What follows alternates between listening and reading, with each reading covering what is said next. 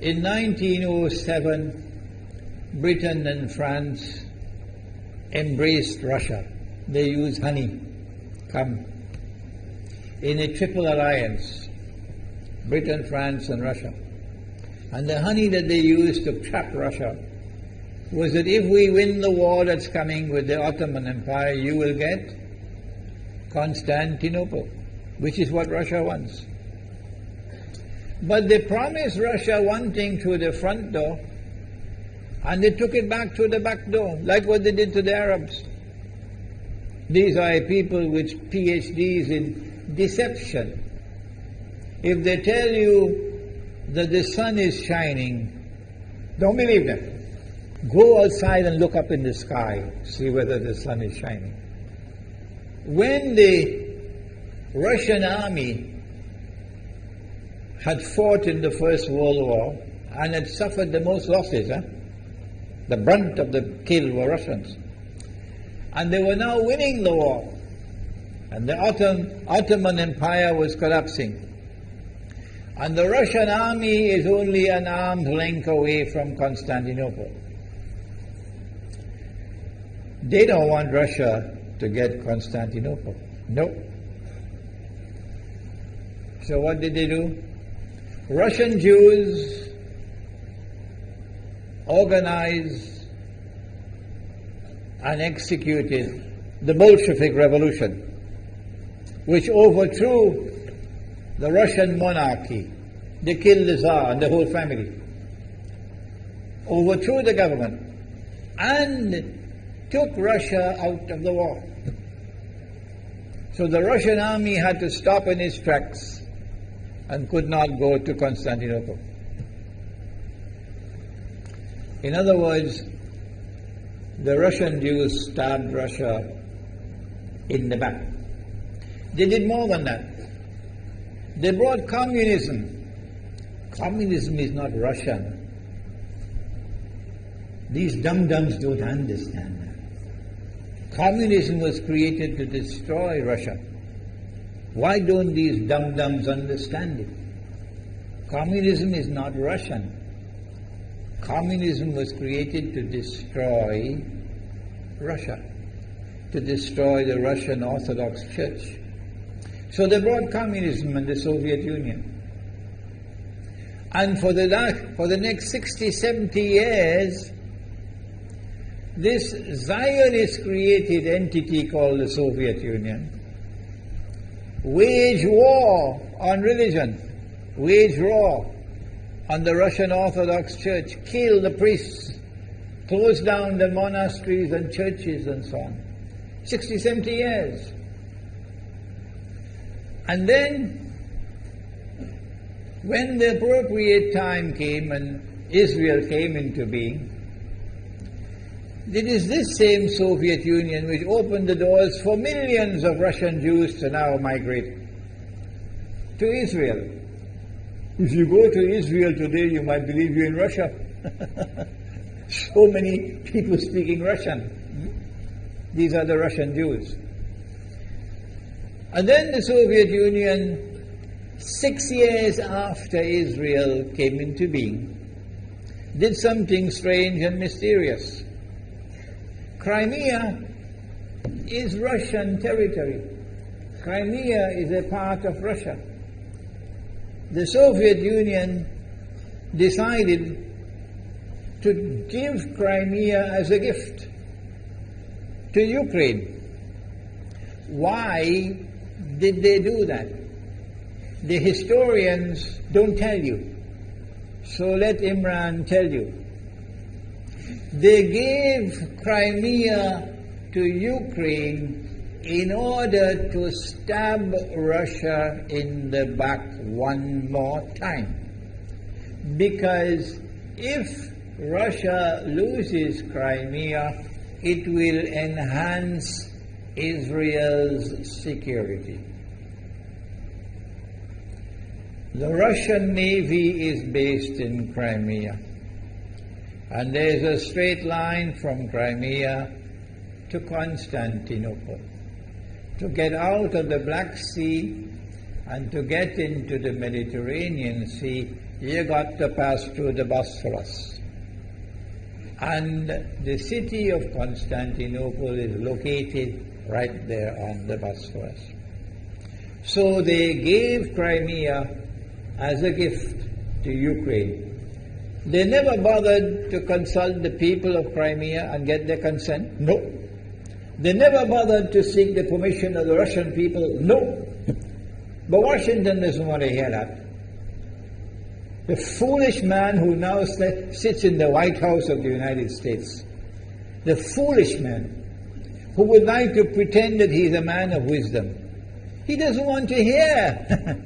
But what are the rights of the Russian people? Were they not violated? Do they not have the right to correct Iran and recover the territory which was unjustly taken away from them on Israel's behalf? Obama doesn't want to hear that. It's inconvenient for them. But in this masjid, we will expose whether it's convenient to you or not. They did more than that. Not only did they give Crimea to Ukraine, but earlier on they gave eastern Ukraine. Eastern, part of it is now eastern Ukraine was Russian. It was Russian. And the Soviet Union gave it as a gift to Ukraine. Why is it being given to Ukraine?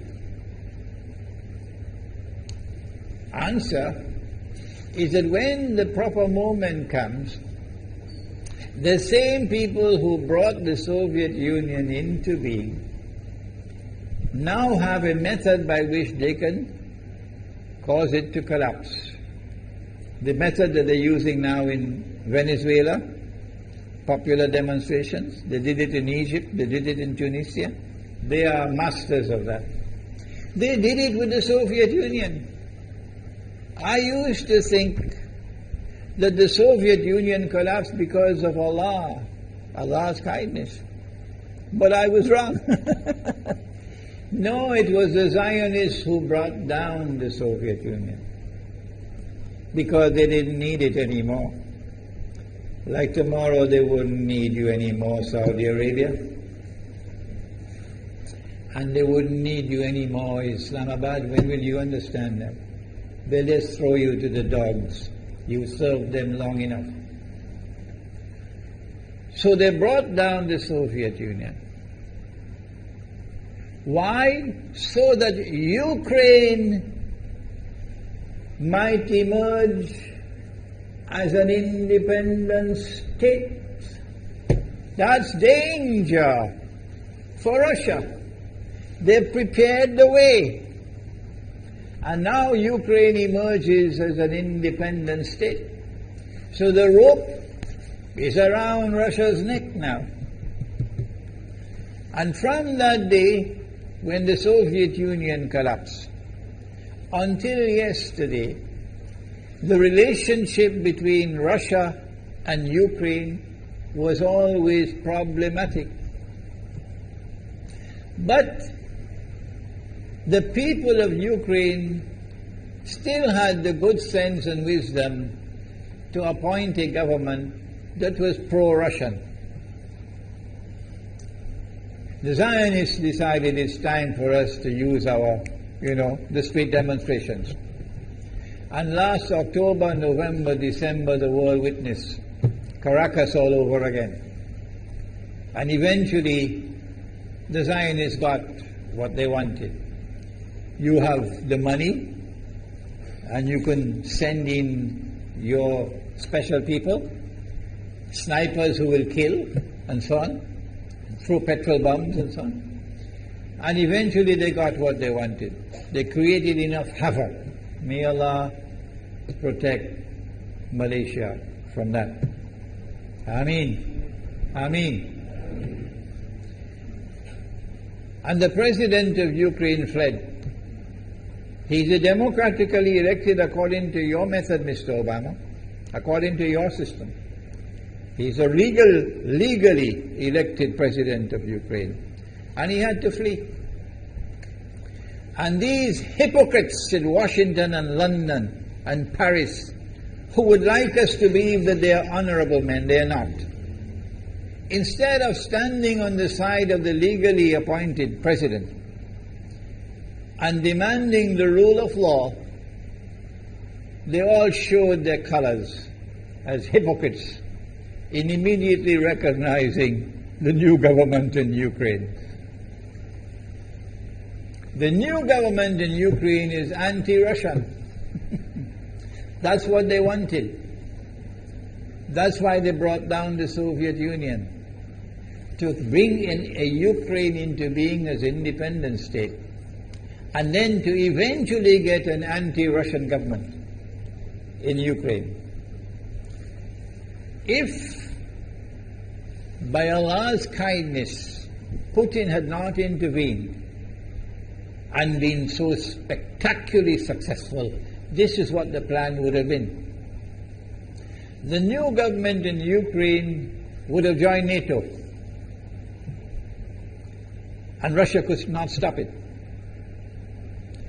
And when the new government in Ukraine joined NATO, NATO will then send its armed forces into Ukraine. It could include nuclear weapons. Then Ukraine will pick a fight with Russia and decide that Russia must now vacate Crimea. Shut down your naval base. The rope is now tightened around your neck. Russia has to put its tail between its legs and withdraw its fleet, Black Sea Fleet, from Crimea. Russia is no longer a naval power. Crick crack, you finish. And Israel will celebrate. That was the master plan. But Allah planned, and Allah's plan was successful.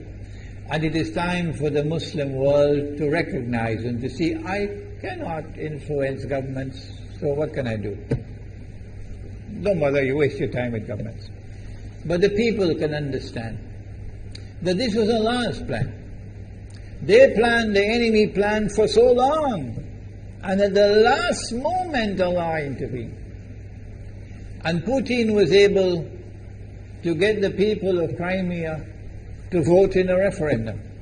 And they voted 90-something% in favor of returning to Russia. They were a part of Russia, and they want to return to Russia.